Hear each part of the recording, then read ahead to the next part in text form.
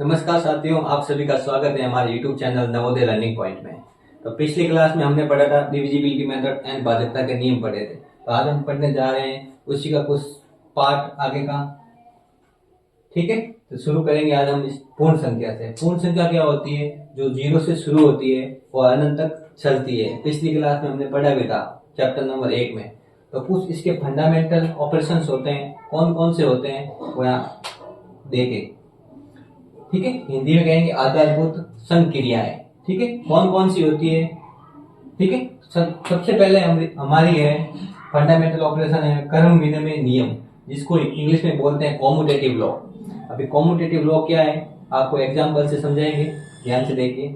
Commutative law का मतलब होता क्या है? यहाँ क्रम विनिमय नियम क्या है? क्रम विनिमय का मतलब क्या होता है? क्रम चेंज होना। क्या होना? क्रम चेंज होना। जिस प्रकार एक उदाहरण देके समझाता हूँ, जैसे मैं यहाँ पे खड़ा हूँ, मेरे आगे कोई एक और व्यक्ति खड़ा है। ठीक है, पहले मैं पीछे खड़ा हूँ, तो मेरे आगे, मेरे जस्ट आगे कौन है? दूसरा व्यक्ति खड़ा है। ठीक है, फिर क्या हुआ? मैं आगे आ गया, जो व्यक्ति मेरे आगे था वो कहाँ चला गया? पीछे। तो दोनों का क्रम क्या हो गया? चेंज हो गया। यहाँ पे देखिए, जैसे मैंने लिखा 2 + 4। ठीक है, तो बराबर फिर क्या गया? पहले 2 आगे था, फिर 4। अब क्या करेंगे? 4 पहले आएगा, फिर क्या आ गया? 2 आ गया। तो इन दोनों का क्या हो गया? क्रम चेंज हो गया। ठीक है, कौन सा लॉ है? कॉम्यूटेटिव लॉ, क्रम विनिमय नियम।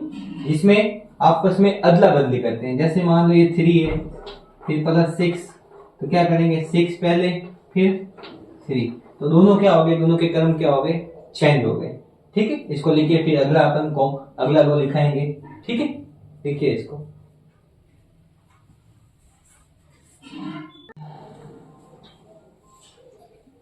तो चलिए अब देखते हैं चाचर्य नियम या एसोसिएटिव लॉ क्या होता है। ठीक है, पहला हमने कौन सा किया था? कॉम्यूटेटिव लॉ या क्रम विनिमय। अब हम करेंगे चाचर्य नियम क्या होता है या एसोसिएटिव लॉ किसे कहते हैं। ठीक है, तो ध्यान से समझिए। जैसे मैंने यहाँ पे लिखा 2 + 3 + 5 = 2 + 3 + 5। ठीक है, अब इसमें क्या होगा? इन दोनों को पहले हमने क्या लिया? फर्स्ट और सेकंड को क्या ले लिया? ब्रैकेट में ले लिया, दोनों को कोष्टक में ले लिया। फिर अगले वाले स्टेप में हमने क्या किया? 3 हमेशा कॉमन रहेगा, कभी इसके साथ आएगा तो कभी इसके साथ आएगा। तो अब किसके साथ आ गया? ये इसके साथ आ गया। तो दोनों में क्या हो गया? 3 तो दोनों में कॉमन है, लेकिन ये वाला इसके साथ ब्रैकेट में आ गया। फर्स्ट और सेकंड आ गए, और इसमें क्या आया? सेकंड और थर्ड इसमें आ गए ब्रैकेट में। ठीक है, एक और क्वेश्चन देखिए, जैसे 2 × 3 × 5, 2 × 3 × 5। अब चाहे मैं इन दोनों को ब्रैकेट में लूं या इन दोनों को लूं, बीच वाला हमेशा कहाँ रहेगा? ब्रैकेट के अंदर ही रहेगा। ठीक है, इसको जब अपन सॉल्व करेंगे ना, तो आंसर दोनों तरफ क्या आएगा? इक्वल में आएगा। ठीक है, इस नियम को बोलते हैं एसोसिएटिव लॉ। एक बार मल्टीप्लाई करके देखेंगे। ठीक है, 2 × 3 5 = 15 = 2 3 = 6 × 5। अब देखो 2 को 15 से मल्टीप्लाई करेंगे तो क्या आएगा? 30 आएगा।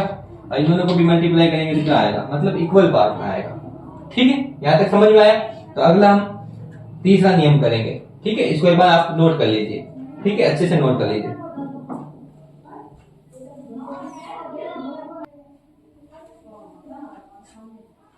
ठीक है, चलिए अगला तीसरा नियम देखिए। तीसरा नियम का नाम है बंटन नियम। ठीक है, इंग्लिश में बोलते हैं डिस्ट्रीब्यूट लॉ। इंग्लिश में याद करना आसान, डिस्ट्रीब्यूट होना। क्या लिखा हुआ है? डिस्ट्रीब्यूट होना। डिस्ट्रीब्यूट मतलब बांटना किसी को। ठीक है, जैसे यहाँ पे देखो 2 × ऐसे देखो, यहाँ पे देखो। ठीक है, अब यहाँ पे देखो इक्वेशन दे रखा है। ठीक है, दो क्या है? ब्रैकेट में। तो यहाँ पे बीच में प्लस लगा लेता हूँ, समझ में आएगा अच्छे से। ध्यान से देखिए, जैसे मैंने कोई इक्वेशन लिखा है यहाँ पे। ठीक है, 2 × 3 + 4। अब इसको क्या करेंगे? डिस्ट्रीब्यूट करेंगे। क्या करेंगे? डिस्ट्रीब्यूट या बंटन नियम, इसको बोलते हैं बंटन नियम। अब डिस्ट्रीब्यूट कैसे करेंगे? ध्यान से देखना। अब 2 जो है इससे भी मल्टीप्लाई होगा, तो अपन क्या लिखेंगे? 2 × 3। 2 किससे मल्टीप्लाई किया हमने? 3 से किया। ठीक है, बीच में किसका साइन है? प्लस लगाया, लगा दिया प्लस। अब 2 वापस किससे मल्टीप्लाई होगा? 4 से। तो 2 मल्टीप्लाई होगा 4 से। समझ में आया? एक और देखिए, जैसे मैंने यहाँ पे लिखा 3 4 + 2। ठीक है, अब देखिए, अब 3 वापस किससे मल्टीप्लाई होगा? 4 से। तो 3 मल्टीप्लाई करेंगे हम 4 से। अब वापस 3 किससे मल्टीप्लाई होगा? किससे होगा 2 से, 3 मल्टीप्लाई वापस किससे होगा 2 से। मतलब ये वाली हमेशा डिजिट क्या रहेगी, देखो इसमें भी कॉमन है, इसमें भी कॉमन है। इसमें 2 में देखो ये 2 इसमें भी है, 2 इसमें भी है, और 3 और 4 दोनों इससे क्या हो रहे हैं मल्टीप्लाई हो रहे हैं। अब ध्यान से समझना, थोड़ा सा मैं ये करता हूँ, यहां से देखिए जैसे जब भी अपन इसको सॉल्व करेंगे ना तो ये लेफ्ट हैंड साइड और राइट हैंड साइड वाला हमेशा इक्वल आएगा, ध्यान रखना। बंटन नियम, डिस्ट्रीब्यूट लॉ, ठीक है, उसमें हमेशा पार्ट में क्या होगा, दोनों तरफ आंसर निकालेंगे क्या आएगा, इक्वल आएगा। ध्यान से देखिए बोर्ड मास नियम क्या कहता है, पहले ब्रैकेट को सॉल्व करते हैं, तो ब्रैकेट को सॉल्व करो, 4 और 2 कितने हो गए 6, और ये किससे मल्टीप्लाई हो रहे हैं 3 से। अब यहाँ पे देखो 3 4 जा 12 प्लस मल्टीप्लाई करो 3 2 जा 6, यहाँ पे देखो 3 6 जा 18, कितना आ रहे हैं 18, ठीक है। यहाँ पे देखो 12 और 6 कितने हो रहे 18, मतलब इक्वल पार्ट में आ रहे हैं, ठीक है। यहाँ तक समझ में आया, ठीक है। वापस रिपीट देखो, बंटन नियम या डिस्ट्रीब्यूट लॉ क्या होता है, जब 2 क्या है ब्रैकेट के आउटसाइड में, ब्रैकेट के अंदर क्या है 3 + 4 है, तो बाहर वाली जो डिजिट होती है वो अंदर दोनों तरफ क्या होगी मल्टीप्लाई होगी, पहले इससे मल्टीप्लाई होगी फिर इससे होगी। तो हमने क्या किया, पहले 2 को किससे मल्टीप्लाई किया 2 और 3 को, फिर वापस बीच में किसका साइन हमने प्लस लगाया, माइनस भी आ सकता है तो हमने प्लस लगाया यहाँ पे, फिर वापस 2 किससे मल्टीप्लाई हुआ 4 से, 2 × 4 से। तो जब सोल्व करेंगे लेफ्ट साइड और राइट साइड तो आंसर हमेशा क्या आएगा सेम आएगा, ठीक है। अगला नियम देखेंगे अपन, इसको आप नोट कर लीजिए, अच्छे से नोट कर लीजिए।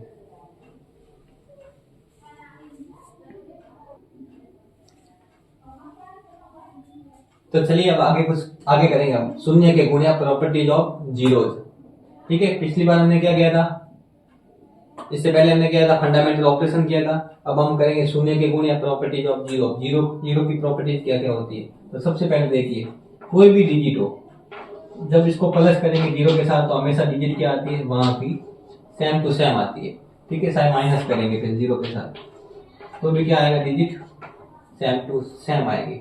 जीरोज की प्रॉपर्टी प्लस और माइनस में क्या होती है, जब कोई भी डिजिट जीरो के साथ प्लस करेंगे या माइनस करेंगे तो डिजिट हमेशा क्या रहेगी सेम टू सेम रहेगी, ठीक है।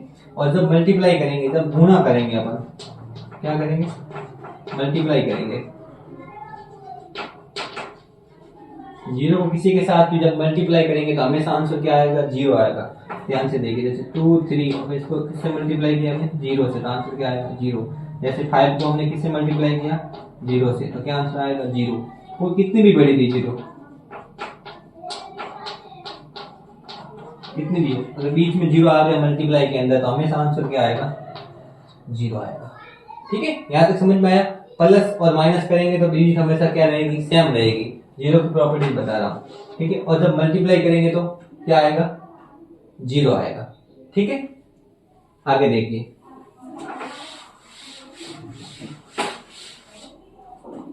देखो एग्जाम में ज्यादातर ये पूछा जाता है कि कोई भी नंबर्स के ऊपर जब पावर क्या होती है जीरो तो उसका आंसर हमेशा क्या आता है 1 आता है। क्या आता है 1 आता है, कितनी भी डिजिट हो,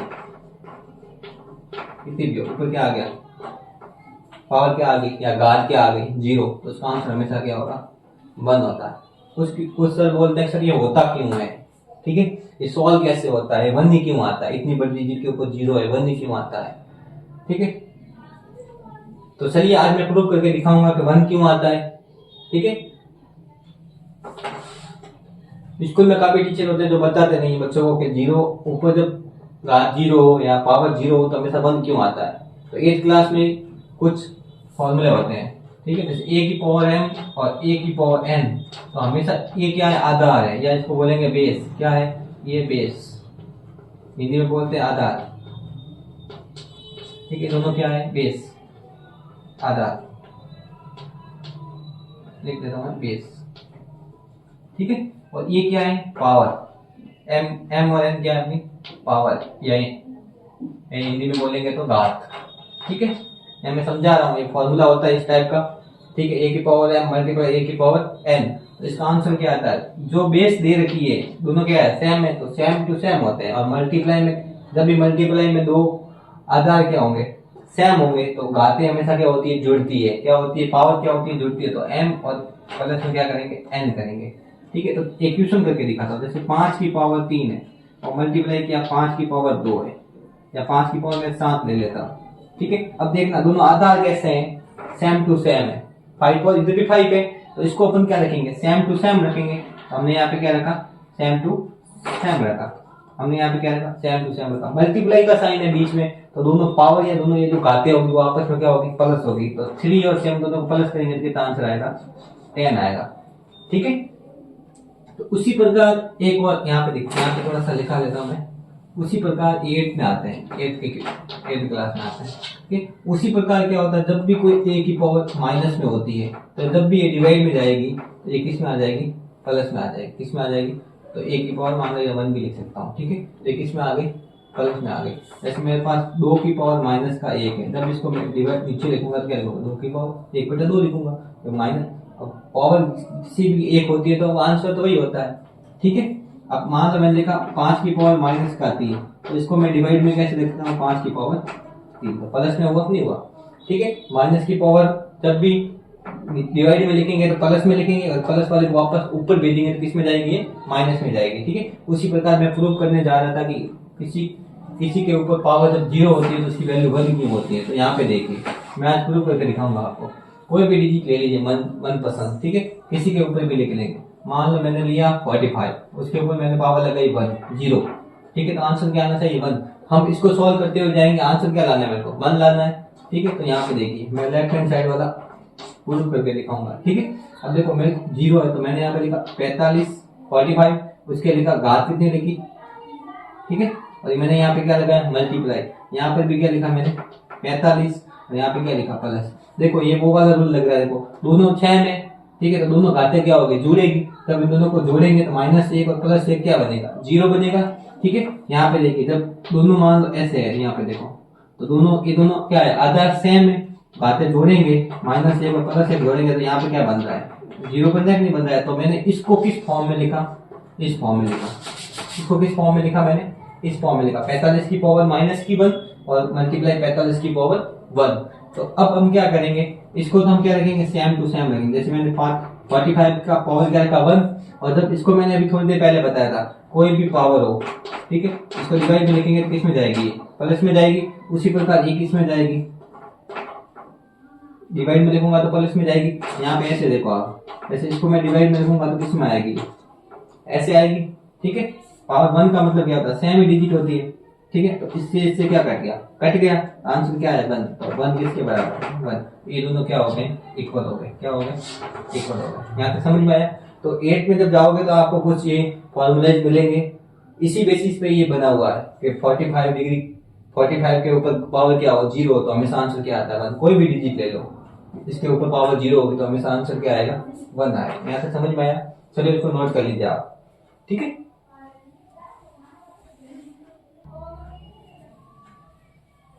चलिए आगे करेंगे आप। ठीक है।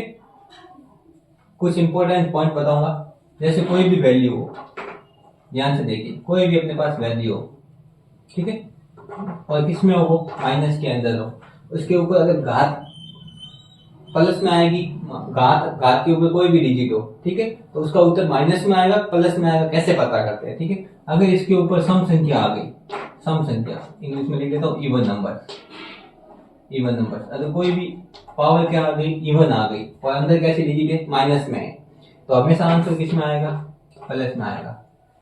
ठीक है।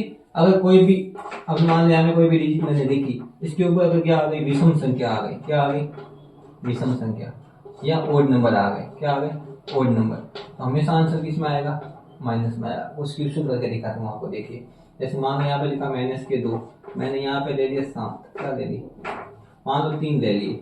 ठीक है। अब -2 कितनी बार मल्टीप्लाई हो रहा है, पावर का मतलब क्या होता है, डिजिट कितनी बार मल्टीप्लाई उस पावर से हो रही है। तो -2 क्या है, कितनी बार हो रही है, 3 बार हो रही है। 2 2 2 -2 कितनी बार हो रही है, और माइनस और माइनस क्या हो गए, कैंसिल आउट हो गए, प्लस बन गए, बचा क्या अपने पास, माइनस। तो जब मल्टीप्लाई करेंगे तो आंसर किसमें आएगा, -1। तो मैंने क्या बताया, अगर कोई भी डिजिट के ऊपर, माइनस वाली डिजिट के ऊपर पावर अगर ओड या विषम संख्या हो तो हमेशा उत्तर किस में आएगा, माइनस में आएगा। ठीक है। अगर सम संख्या होगा तो हमेशा किस में उत्तर आएगा, प्लस में आएगा। ठीक है। कुछ सम संख्या वाले देखो यहाँ पे, जैसे मैं सम संख्या करवाता हूँ। जैसे मान लो यहाँ पे मैंने ले लिए 3, अंदर है माइनस, ऊपर मैंने लिख दिया 4, ठीक है। अब मैं ऊपर देखिए, ये मेरी कौन सी है, इवन नंबर है, ठीक है, सम संख्या है, तो उत्तर हमेशा प्लस में आएगा। अंदर भले ही माइनस हो, अंदर भले ही माइनस हो, लेकिन उत्तर मेरा किस में आएगा, प्लस में आएगा। तब -3 है ना, वो कितनी बार मल्टीप्लाई होगा, 4 टाइम्स होगा, ठीक है। देखो 4 टाइम्स होगा, तो माइनस माइनस कैंसिल और माइनस माइनस कैंसिल, तो अब क्या बचा अपने पास, 3 3 3 और 3, तो उससे किस में आएगा, प्लस में आएगा, मल्टीप्लाई करेंगे तो, ठीक है। 3 3 जा 9, ठीक है, और 3 3 जा 9, ठीक है, 9 9 जा 81, ठीक है। तो आंसर किस में आया, प्लस में आया। तो आपको क्या ध्यान देना है, अगर कोई भी डिजिट हो, ब्रैकेट के अंदर हो, माइनस वाली हो, ऊपर पावर क्या हो, अगर इवन नंबर या सम संख्या में हो तो उत्तर हमेशा पॉजिटिव या प्लस में आएगा। और माइनस में हो अगर पावर, ठीक है, अगर क्या हो, अंदर माइनस हो और ऊपर कैसी डिजिट हो, पावर क्या हो, विषम या ओड हो, तो उसका आंसर हमेशा किस में आएगा, माइनस में आएगा, ठीक है। आगे करवाएंगे, आप इसके बाद नोट कर लीजिए, इसको नोट कर लीजिए आप अच्छे से। वापिस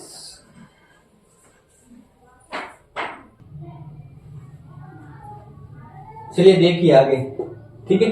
भाज्य क्या होता है, भाजक क्या होता है, भागफल क्या होता है और शेषफल क्या होता है। इंग्लिश में डिवाइडेंड किसे कहते हैं, डिवाइजर कौन सा होता है, क्यूटेंस कौन सा होता है और रिमाइंडर कौन सा होता है, ठीक है। एग्जांपल से समझाऊंगा आपको, ध्यान से देखिए। जैसे मेरे पास ये 15 है, इसको मेरे को 2 का क्या करना है, डिवाइड करना है। कितनी बार डिवाइड हुआ, 14 बार, 7 टाइम्स, यहाँ पे 1 बचा। तो देखे यहाँ पे कौन कौन सी, देखो इसको क्या बोलते हैं हम, डिवाइजर, क्या बोलते हैं, मैं लिखा रहा हूँ, आप अच्छे से नोट करना। डिवाइजर इसे बोलते हैं भाज्य, भाजक, भाजक क्या बोलेंगे, भाजक, ठीक है। इसको क्या बोलेंगे, क्यूटेंट, ठीक है। भागफल क्या बोलेंगे, भागफल, ठीक है, इसको बोलेंगे भागफल। ये जो इसको क्या बोलेंगे, रिमाइंडर, शेषफल, रिमाइंडर या शेषफल। कॉपी में ऐसे ही नोट करना है, शेषफल, ठीक है। और बीच वाला जो बच गया इसको क्या बोलते हैं, डिवाइडेड, क्या बोलेंगे, आपको बता देना, ये डिवाइडेड या भाज्य, क्या बोलेंगे, भाज्य, ठीक है। जिसका हम भाग देते हैं उसको बोलते हैं डिवाइजर, जिसका हम भाग देते हैं, जो डिजिट का हम भाग देते हैं उसको बोलते हैं डिवाइजर, और जिसमें भाग देते हैं उसको बोलते हैं डिवाइडेंड, ठीक है, या कहेंगे भाज्य कहेंगे, ठीक है। भाज्य का हम क्या देते हैं, भाग किस में देते हैं, भाज्य में, और जो उत्तर आता है भागफल, और क्या बचता है, शेषफल, ठीक है। वापिस रिपीट करता हूँ इंग्लिश में, ठीक है। तो हम क्या करेंगे, डिवाइजर का क्या देंगे, डिवाइडेंड में भाग देंगे, ठीक है। क्या करेंगे हम, ये हमारा क्या है, डिवाइडेंड है, ठीक है, ये हमारा क्या है, डिवाइजर है। डिवाइजर का हमने डिवाइडेंड में भाग दिया, हमको क्या मिला, क्यूटेंट, और शेष क्या बचा, रिमाइंडर, रिमाइंडर बचा 1, ठीक है। इसको एक बार आप नोट कर लीजिए, ठीक है। इसको मैं फिर इस नियम से कैसे सॉल्व करते हैं आपको समझाऊंगा, एक बार आप नोट कर लीजिए, ठीक है। चलो देखो आगे देखो, यहाँ पे देखो, मैं एक बार इरेज करता हूँ, ठीक है। यहाँ पे देखना, अब मेरे को पता नहीं है बीच में कौन सी डिजिट है, मेरे को डिवाइडेंड पता नहीं, मेरे को क्या नहीं पता है, डिवाइडेड या भाज्य संख्या पता नहीं है। मान लो यहाँ पे 3 है, ठीक है, यहाँ पे 7 है, और यहाँ पे क्या बच गया मेरे पास, 2 है, 3 चीजें, इसको निकालना है हमको, क्या निकालना है, ठीक है, इसको निकालना है, डिवाइडेंड को निकालना है, जिसमें हम डिवाइड करवा रहे हैं उसको उसका आंसर निकालना है, हमको पता नहीं है क्या निकालना है, हमको भाज्य निकालना है। तो इस नियम से करेंगे, क्या करेंगे, भाजक और भागफल को क्या करेंगे, मल्टीप्लाई करेंगे।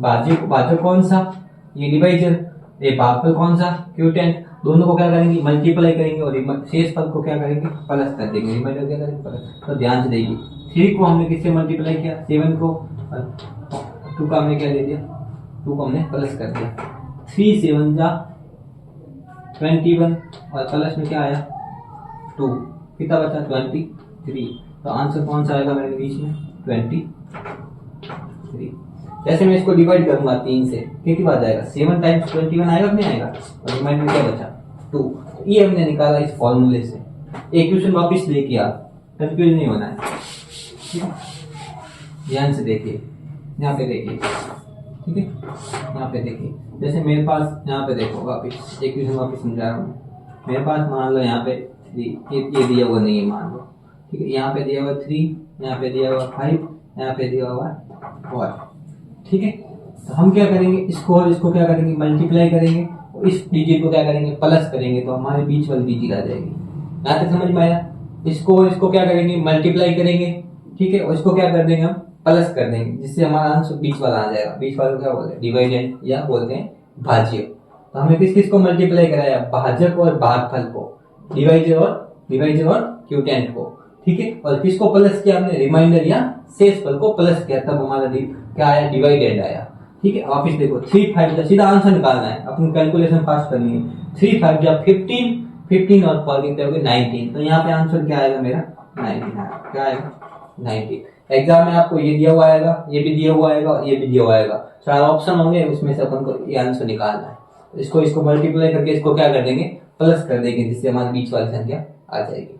अब सर पूछेंगे सर ये तीनों दिया आगे तो ये नहीं आया, तो यहाँ पे देखिए, जैसे मेरे को ये दिया हुआ है, ठीक है, ठीक है, और ये दिया हुआ है, ठीक है, ये दिया हुआ है। अब मेरे को भाई निकालना है, ठीक है। तो फॉर्मूला अपन यही लगाएंगे।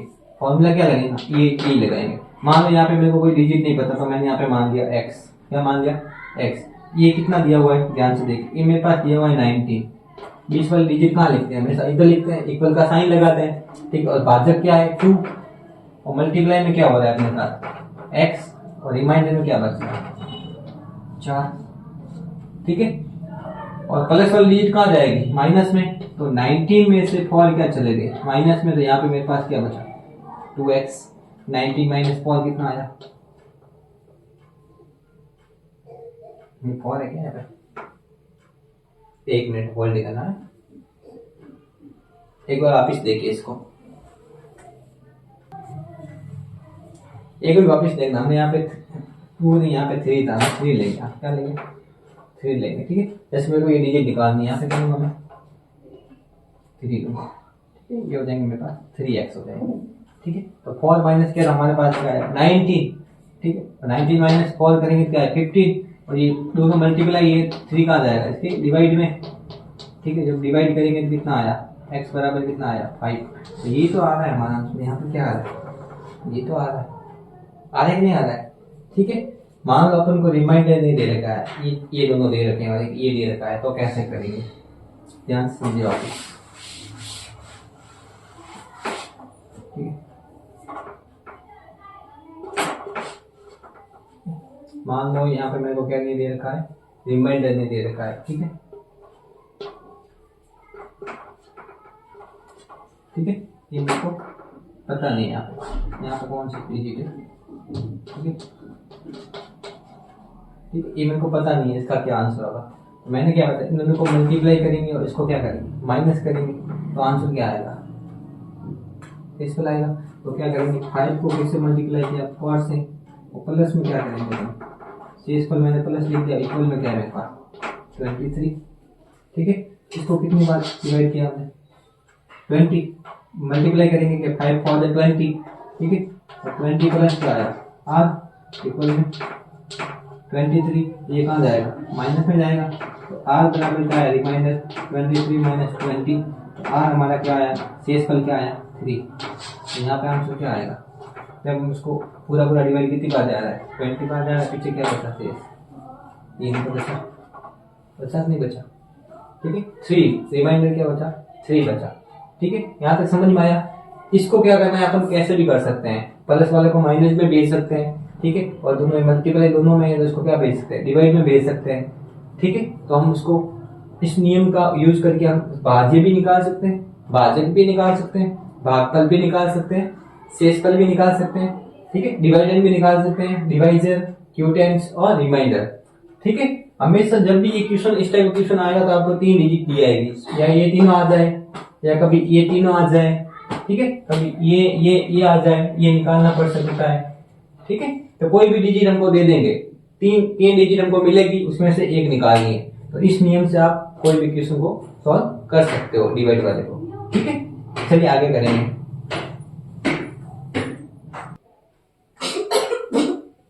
ठीक है, अगला हमारा टॉपिक है इकाई का अंक। इकाई अंक क्या है, यूनिट डिजिट क्या होती है, ठीक है। यूनिट डिजिट का मतलब होता है जो लास्ट वाली डिजिट, जो लास्ट लिखी हुई है नहीं वाली, ये होती है यूनिट डिजिट या इकाई अंक, ठीक है। जैसे मैंने क्वेश्चन लिखा 41 मल्टीप्लाई 24 मल्टीप्लाई 35 मल्टीप्लाई 21। ठीक है, इसका क्या पूछा अपन को, इकाई का अंक बताइए, यूनिट डिजिट कौन सी होगी।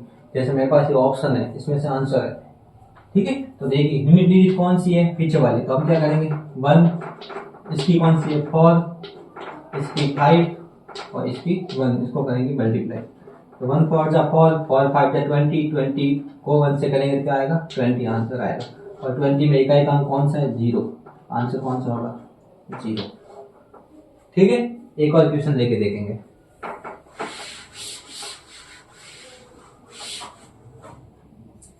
जैसे 3 4 3 5 2 1 और 3 2 1। ठीक है, इसमें मेरे को क्या बताना, इकाई का अंक बताना। तो सबसे पहले अपन क्या करेंगे, घात वाले क्वेश्चंस। ठीक है, जब घात आ जाए तो इसका इकाई का अंक कैसे निकालना है। ठीक है, चाहे कितनी भी बड़ी घात आ जाए। ठीक है, आपको हम ट्रिक बताएंगे कि कोई भी घात वाले क्वेश्चन आ जाए, उसका पूछे इकाई का अंक या यूनिट डिजिट पूछे तो उसका आंसर कैसे निकालना है। तो देखिए यहाँ पे जब भी घात कितनी भी घात आए, यहाँ पे ध्यान देना। ठीक है, इसमें से हमारा आंसर है, हम निकालेंगे। तो सबसे पहले हमारा काम होगा, जैसे मैंने इकाई का अंक लिखा, यहाँ पे देखिए ये इकाई का अंक है, ये मैं इकाई का अंक लिख रहा हूँ, ध्यान से देखना। 5 फिर 1, ठीक है 5 1 और अपना 2 यहाँ पे लिखा। अब हम इसके ऊपर घात लगाएंगे, ध्यान से समझना। जैसे जब भी घात वाले क्वेश्चन आएंगे ना, उसमें हमेशा किसका डिवाइड करना है, 4 का डिवाइड करना है। किसका डिवाइड करना है 4 का। तो हम इसमें किसका डिवाइड करेंगे 4 का। और डिजिट यहाँ पे वो डिजिट लिखनी है जो शेष बचे, ठीक है, या रिमाइंडर बचे। ठीक है, तो मैं इसका डिवाइड करूंगा तो पूरा पूरा डिवाइड कितना होगा 32 में जाएगा। ठीक है, 32 में पीछे रिमाइंडर कितना बचेगा, इसमें 1 बचेगा। तो ये 1 जो है इसके 5 के ऊपर क्या लगाएंगे, घात लगाएंगे, पावर लगाएंगे। ठीक है, तो ऐसे कैसे इसके ऊपर देखेंगे 23 में किसका डिवाइड करेंगे 4 का। 20 बार तो कंप्लीट डिवाइड होगा और शेष पर कितना बचेगा, यहाँ पे देखिए जैसे मेरे को 4 का यहाँ पे डिवाइड करना है, 20 बार जा रहा है। ठीक है, पीछे कितना शेष बचा 3, और तो 3 कहाँ लिखने, इसके ऊपर रिमाइंडर।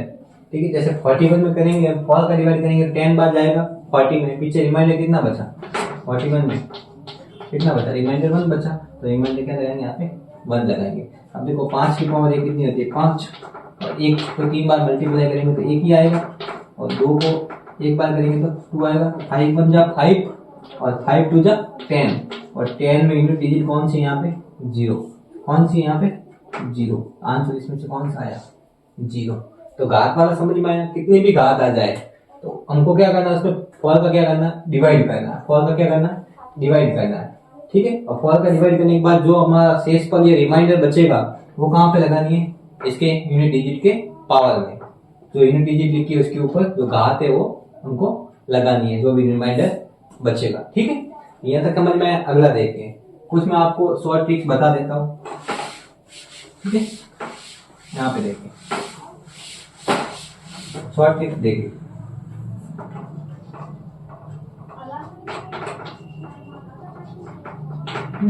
अगर यहाँ पे देखिए नोट कीजिए, ठीक है,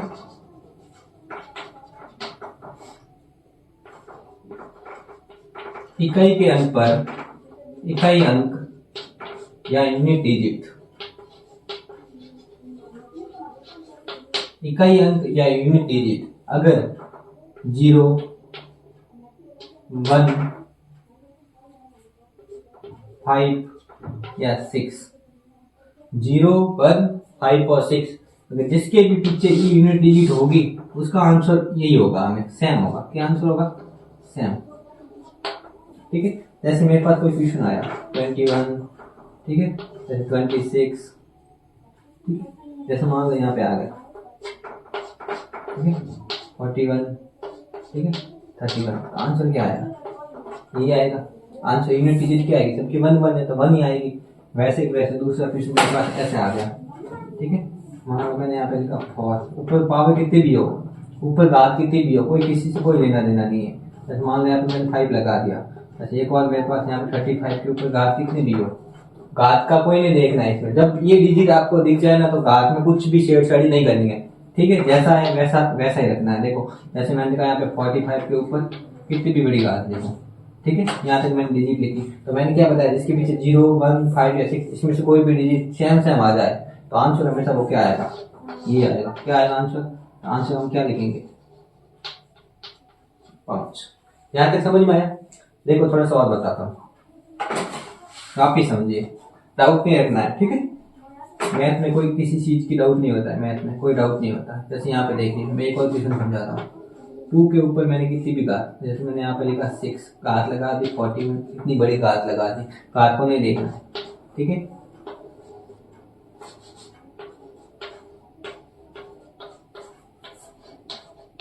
ठीक है, अभी मैंने क्या बताया, जिसके पीछे 0, 1, 5 या 6 इसमें से कोई भी डिजिट हो, इसमें से कोई भी डिजिट हो, अगर वो रिपीट हो रही है यहाँ पे, ठीक है, पूरे पावर देखो, unit digit unit digit unit digit, answer इसका क्या आएगा 6 आएगा। ये कुछ 4 नंबर्स हैं, इसका मैं आपको शॉर्ट ट्रिक बता दी, ठीक है। कोई भी पावर हो उस पर ध्यान नहीं देना अपन, अगर ये वाली डिजिट आ रही है इस सबके ऊपर सबके पीछे ये सेम सेम डिजिट, तो आंसर उसका क्या होगा, यही होगा। चाहे 0, 0 पीछे आ रहा है तो आंसर 0, 0 0 ही आएगा। अगर 1 आ रहा है सबके पीछे तो आंसर क्या आएगा 1 ही आएगा। अगर 5 आ रहा है सबके पीछे तो 5 ही आएगा। अगर 6 आ रहा है सबके पीछे तो आंसर 6 ही आएगा। ठीक है, इसको आप नोट कर लीजिए। धन्यवाद।